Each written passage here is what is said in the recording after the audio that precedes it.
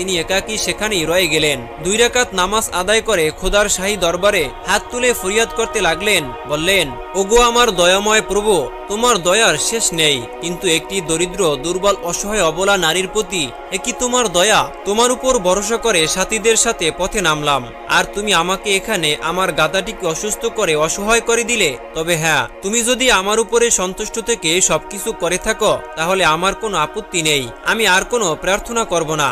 এখন থেকেই আস্তে আস্তে বাড়িতে ফিরে যাব। রাবেয়া বসরির প্রার্থনা শেষ হতে না হতেই তিনি দেখলেন তার গাধাটা সম্পূর্ণ সুস্থ হয়ে মনিবের প্রতীক্ষায় দাঁড়িয়ে আছে।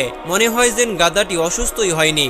একদিন হযরত রাবেয়া বসরি রাদিয়াল্লাহু তাআলা আনহার একজন দাসী রান্না করতে গিয়ে দেখলেন যে পেঁয়াজ নেই।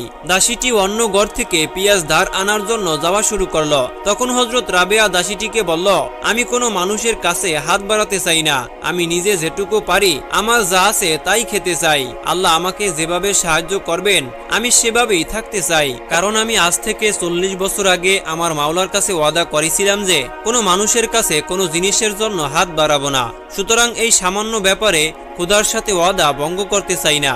আজকে না হয় পেঁয়াজ ছাড়াই খাবো। আল্লাহর কুদরত বোঝা খুবই মুশকিল। ওই সময় হঠাৎ একটি কাক এসে কয়েকটি পেঁয়াজ ফেলে চলে গেল। রাবেয়া বসরি রাদিয়াল্লাহু তাআলা আনহার দাসী ওই পেঁয়াজ কুড়িয়ে এনে তরকারি পাক করলেন। এর কিছুদিন পরের ঘটনা, হযরত রাবেয়া বসরি রাদিয়াল্লাহু তাআলা আনহা লোকালয় ছেড়ে নির্জনতার জন্য ফোরাত নদীর তীরে জায়নামাজ বিছিয়ে খোদার ধ্যানে বসে গেলেন। তখন তার দুনিয়ার কোনো খেয়াল ছিল না। হঠাৎ তার নির্জনতা ভেঙে তার ওস্তাদ হযরত হাসান বসরি রহমাতুল্লাহ আলাইহি তাকে সালাম করলেন। রাবেয়া বসরির ধ্যান ভেঙে গেল। ফিরে দেখলেন তার ওই শিক্ষাগুরু পাশে দণ্ডায়মান।